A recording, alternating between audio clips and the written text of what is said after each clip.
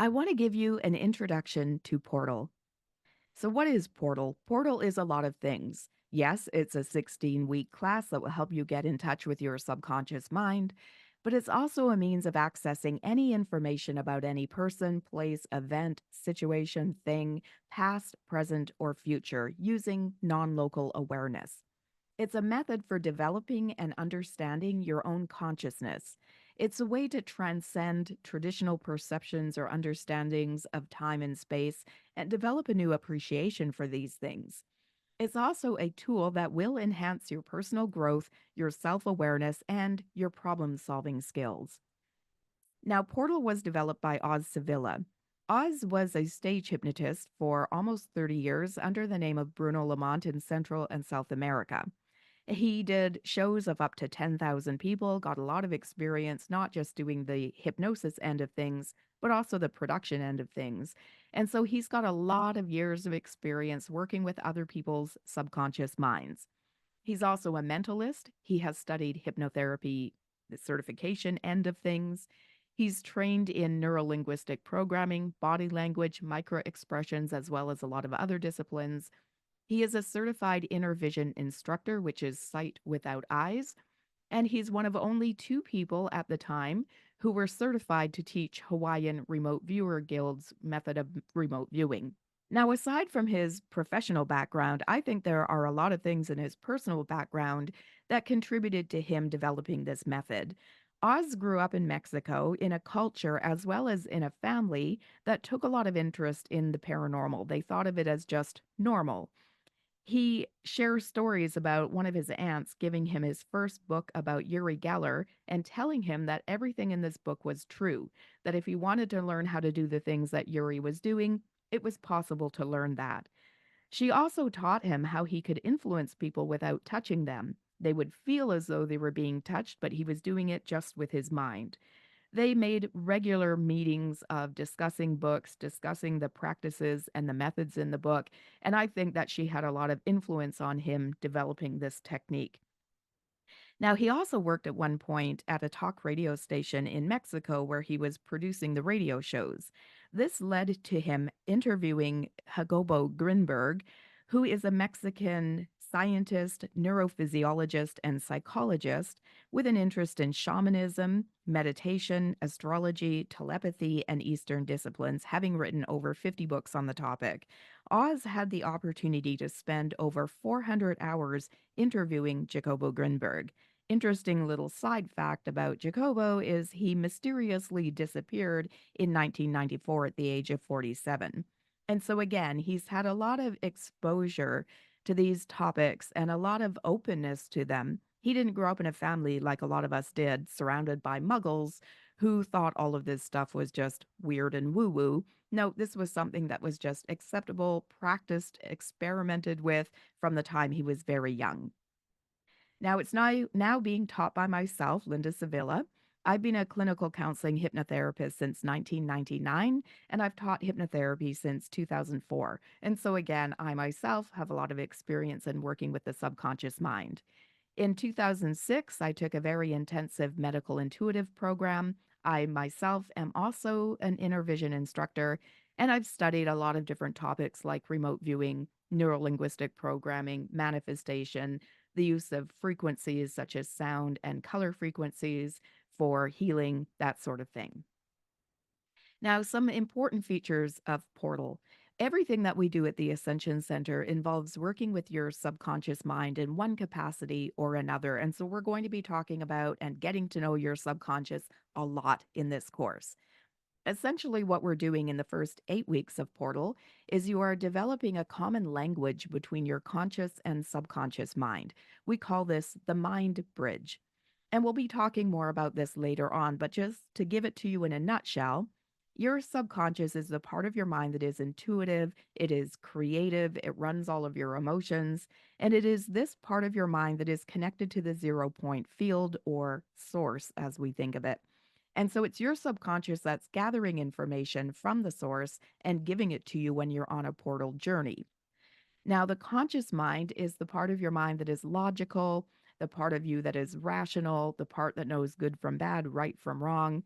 And the subconscious and conscious minds speak completely different languages. The conscious mind is all about words and numbers. It's practical and logical, where your subconscious is more about imagery and symbolism and emotion and intuition. And so the problem is your subconscious is the part that's connected to source, that is giving you information about what's there. But if you can't understand what your subconscious is telling you because it speaks a different language, then that information has to be interpreted or it gets misunderstood. And so we fix that problem by spending a lot of time in the beginning stages of the course helping you to develop a common language between your conscious and subconscious mind so that they can understand one another. And so that's a lot of the training. The training is multidisciplinary. We're both bringing things into it from our background. So you're going to see some hypnosis, you're going to see some neurolinguistic programming. We take into consideration expressions and body language in doing this technique. There'll be meditation and mindfulness in the program, linguistics. We also pull a lot from reality transurfing, and I use things like frequencies and subliminals and all of that to help you ingrain and understand the concepts more easily. Portal involves working with concepts such as non local awareness, vibrational signature theory, eternalism, and multiple timeline theory as well. And so we'll take a deeper look at all of these concepts. And so, first, let's discuss the subconscious mind. Now, as I've said, it's your long term memory.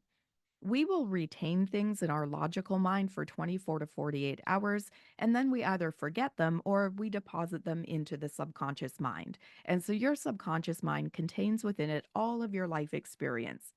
Your subconscious is also the part of you that is creative. It is completely illogical. It has no ability to reason.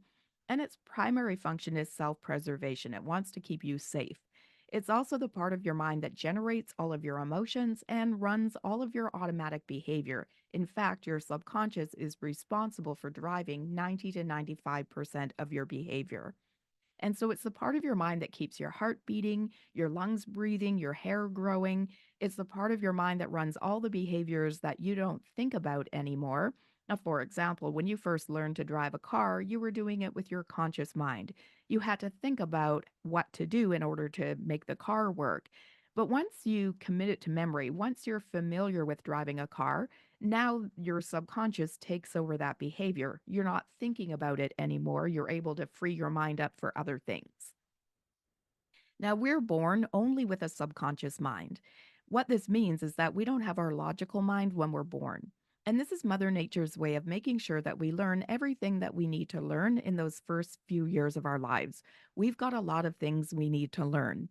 We need to learn numbers. We need to learn letters, colors, animals, shapes. We need to learn the rules of our family. And so, as a way of helping us to learn the things we need to learn, we are wide open. We are blank slates. And what this means is that we're taking in the messaging, direct and indirect, from the people around us, from society at large, without any censoring. Because your subconscious doesn't know right from wrong, good from bad, it has no ability to censor anything that you're told or anything that you're exposed to. When we're little, whatever we're told, directly or indirectly, goes straight into the subconscious. And so by direct, I mean things people actually say to you. You're sloppy, you're never going to be any good at math, whatever it might have been. Indirect messages are more what we're picking up by observing somebody's body language or tone of voice. I knew what kind of mood my dad was in when he came home from work just by listening to how he placed or threw his keys onto the table by the door. And so we're learning a lot about the world by observing and interacting with the people that we grow up around. Now, up until 8 or 9 years old, we are using the subconscious mind pretty much exclusively. It takes until 2 or 3 years old for our conscious mind to begin to develop, but it doesn't fully form until we're 8 or 9 years old. So, what that means is for almost the first decade of our lives, we're using our subconscious mind. But then we start going to school. Now, I'm not saying there's anything wrong with school. I'm actually a school teacher. I was trained as a teacher prior to everything I'm doing currently. However, in school, there is definitely an emphasis on developing our conscious mind. We're focusing on logic and reason in school. All of the courses that we are required to take, math, science, English, where we're learning the laws about our language or the rules of our language, are all about emphasizing the conscious mind. Any subjects that nurture the subconscious, things like music, art, dance, or theater, anything that is creative in nature, these are not considered important. These are the electives. You can fit them into your schedule if you have space after the important classes. And being a teacher previously, I know that these are the subjects that are the first to get cut when there are budget cuts. And so, aside from us being taught in school to really focus on our logical mind and dismiss the subconscious mind, we're also taught in school to be competitive with other people. Are we an A, B, a C, or a D? We're taught to stack ourselves up against other people, to compare ourselves, to judge ourselves against others. And we also begin at this time to neglect our subconscious mind. Now, the subconscious mind gets dismissed. In our opinion, at the Ascension Center, we believe the conscious and subconscious mind were meant to develop together or to grow up together. We were meant to be using both parts of our mind equally. But then again, we go to school and the emphasis is definitely on developing the rational mind. And we're taught, not just in school, but in other areas of our lives as well, to actually dismiss and even fear anything related to the subconscious. If you're somebody who experiences intense emotions, you've probably heard things like, you're too sensitive, you're too much, you need to suck it up, quit being a baby. I remember being told, go in your room until you can calm down and talk about this rationally. And so emotions are given a bad rap in our society. Now, the subconscious is also the intuitive part of our mind. We get a lot of dismissal and fear messages around that as well. If you're intuitive, that's the work of the devil. That's for special people. It's impossible. You can't possibly know something that you don't know, right? And if you're creative, another aspect of the subconscious, you've probably heard things like, you can't make money doing that artsy fartsy stuff, get a real job, get your head out of the clouds, get your feet on the ground. You can't make money doing creative endeavors. Now, all of this dismissal of the subconscious mind is intentional. Rockefeller, who donated millions of dollars to further the US educational system, has been known to have said, I don't want a nation of thinkers, I want a nation of workers. Now, whoever controls the education controls the people. They have control over what the people are learning, what the people are not learning. Now, those in charge admit that they don't want us to think for ourselves, hence, also being taught not to question authority in school, to be compliant and obedient, do what we're told. The teacher, the big person, is in charge. Don't push back against them, or you're going to get in trouble. Now, we're told to dismiss the subconscious because if we used it the way it was meant to be used, being that is it is the intuitive mind, we would be more intuitive. We would create our own reality. We are powerful manifestors. We create our reality with our thoughts, with our intentions, with our words, with what we envision or focus on. And so, if we were able to tap into our subconscious and use it the way it was meant to be used, we would be creating a better world for ourselves. We could also get our own answers, get the truth for ourselves. Have you noticed lately that there's a lot of information coming out that we were told once was misinformation? We've been lied to by a lot of people about a lot of things. If we were able to use our own subconscious the way it was meant to be used, this could never happen. Our subconscious is connected to source. It's connected to the collective consciousness, which means we have access to all of the truth, all of the information that we could possibly want. We don't have to rely on the narratives and the agenda of the people giving us information. We could access it on our own. We also, because of this, wouldn't need to rely on media, the government, all of the systems, the narratives that we're given, and we could solve big problems and create healthier systems for ourselves as well. Now, consider this: we are constantly being told what to believe, what to value, what we should aspire to, who we are and who we aren't, meaning what we're capable of, what our limitations are, what kind of people we are. We're often being told what is true or false, what is right or wrong, what we should find desirable or attractive, what is considered socially acceptable. what we need to be, what we need to know, what we should aspire to, how our lives should unfold, what kind of futures we should want for ourselves. And so we're ultimately being told by all of these different sources what our reality is. And because the subconscious is illogical, it doesn't know right from wrong, good from bad, wanted from not wanted, or true from false. It just takes those messages in and acts on them. One of the features of the subconscious, which is why I'm a hypnotherapist, is the subconscious does whatever it is programmed to do.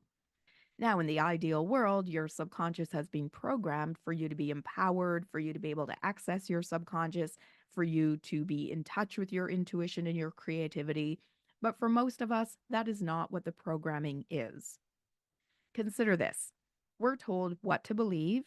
Because of the nature of the subconscious mind, we take in those messages without censoring, and this creates limitations for us. Whether you believe you can or you believe you can't, you are correct. That's a quote from Henry Ford, and it is absolutely true. Whatever we believe, because your subconscious runs 90 to 95% of your behavior, your subconscious makes it happen in the real world. And so, for example, when it comes to intuitive ability, you might have been told things like that's impossible or only special people can do that. You might have been told when you were a kid, you don't have an imaginary friend. And as soon as we take that in on a subconscious level, it becomes true for us. I have seen several people who were intuitive when they were little. They were able to see energies. They were able to pick up on things that the adults in the world around them couldn't see. And what were they told? That's not real. You can't do that. You're making that up. And so we're taught that it's not true. It's impossible by the people we put in a position of authority who we've taught to respect and believe. And that makes it impossible for us. And yet, there are people who are telepathic. There are people who can heal with their hands. There are people who can see things like spirits and energies and auras. There are people who can astral travel, lucid dream, and do perceptual bilocation, as you're going to be learning in this course. And so, what if people who do those things don't have some kind of special talent? What if these are people who are doing what people would do if they'd never been given a limiting belief that they can't do it? What if these people are all using talents that we all have, but they've been able to maintain them because their environment supported those talents? What if we are all unlimited in our potential? And this is what we would all be doing if we took control of our own subconscious mind, got rid of any of that limiting programming, and believed in our limitless nature. That is essentially what this course is all about. We've grown up in a model of the world that says that what we can do with Portal is impossible, and yet we're doing it. And so maybe the model of the world is wrong. Maybe we are capable of more than we're aware of. And so Portal is also about understanding the nature of reality, your consciousness, what you're capable of doing. It's about shifting paradigms. So I want to give you a little warning. This course may cause cognitive dissonance. You don't need to change your model of the world completely to be able to do Portal, but we're asking you to be open to a new one when you are doing it. And what that means is to be open to the idea that maybe this is possible. Maybe some of those messages that we've been given, pardon me, are not actually true. Ha. So now let's talk about non local awareness. So, our consciousness is housed in our body, but it is not limited to our body. We can experience our consciousness away from our body. And this is not a new idea. If you've ever heard of out of body experiences, near death experiences, astral travel, lucid dreaming, even when people dissociate during trauma, you may have heard of people who, during a traumatic experience, sort of leave their body and observe the experience from the outside. All of these are examples of people experiencing their consciousness away from their body. And so we see it all the time, but usually when it happens, it's spontaneous. It's short lived. The person doesn't feel they have a sense of control over the experience and they can't recreate it. And so with Portal, you're learning to experience your consciousness away from your body on demand whenever you want to and in a sustained way, meaning you can keep it going as long as you want and you can use the experience to have some adventures, to learn some new things, to grow, to evolve. Eternalism. So, this has to do with how we perceive time. See, time is a man made construct. The truth is that everything that ever has existed or ever will exist exists right now at source. And so, all points in time exist simultaneously, but our perception filters these experiences into a linear sequence. There is no past, present, or future. There is only now, and everything exists right now. This means that we can access any event, person, or experience now by going to source where it all exists. Now, we're also going to be talking about the vibrational signature theory a lot in this class. So, the idea here, in a nutshell, we'll get into this more later on, is that everything emits a unique vibrational signature. Everything vibrates. You vibrate, the clothing you're wearing has its own vibrational signature. The jewelry you're wearing has its own vibrational signature. The thoughts you think all have their own vibrational signature. So, just as every person has a unique fingerprint, every object, every thought, every emotion emits its own unique vibrational signature. Now, with Portal, we use vibrational signatures to locate the person or experience that you want to explore during your Portal journey. And so, again, we're going to talk about this more later, but to just give you a bit more information, think of it like a phone number. If I want to call my mom, I call a specific number that is her phone number and she picks up on the other end. And so that number connects me to my mom.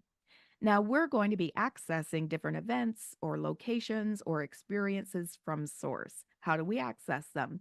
Well, just like a phone number, we use the vibrational signature of those events or those experiences to locate them at source.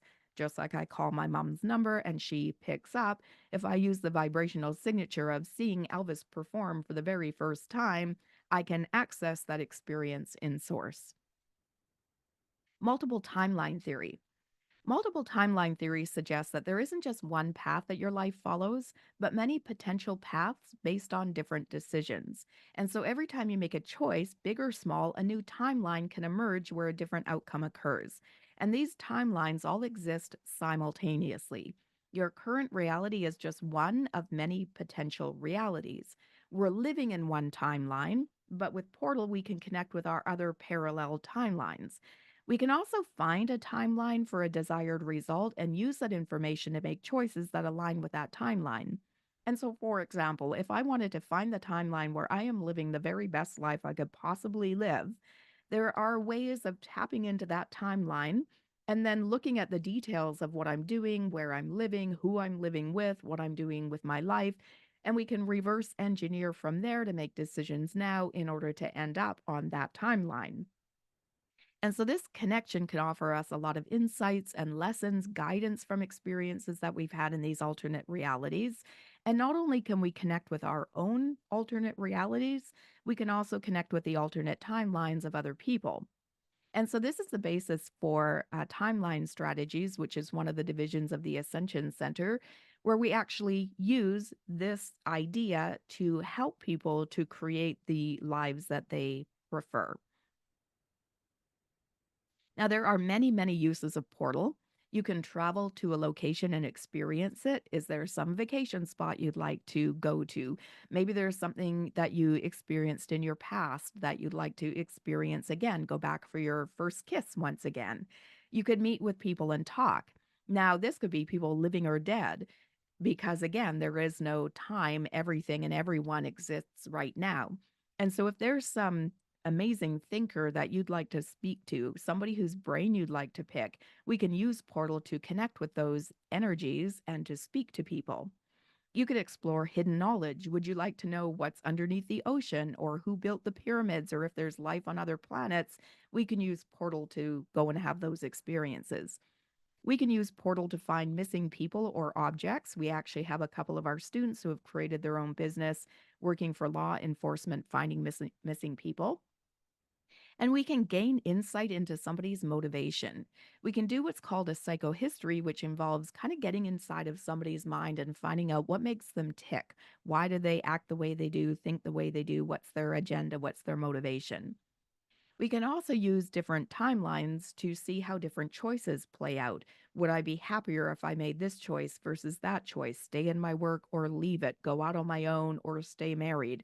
You can experience in Portal what those different timelines would look like so that you can make the decision based on having good information instead of just hoping it's going to turn out okay. We can also use Portal to solve problems or make decisions. For example, we've been talking about moving to another country.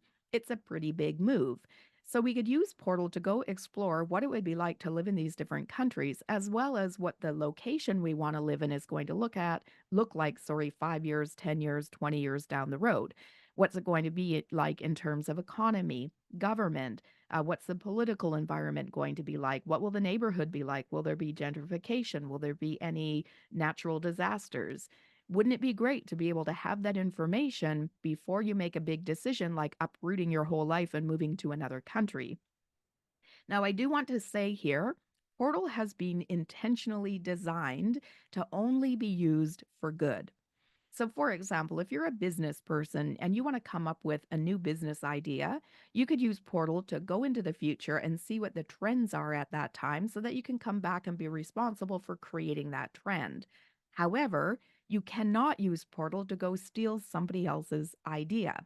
You cannot use Portal to go spy on your ex girlfriend. You cannot use Portal to try to influence somebody and make them do something that you want to do. If you attempt to use it for any of those reasons, it will not work. There is a fail safe built in so that it can only be used for good.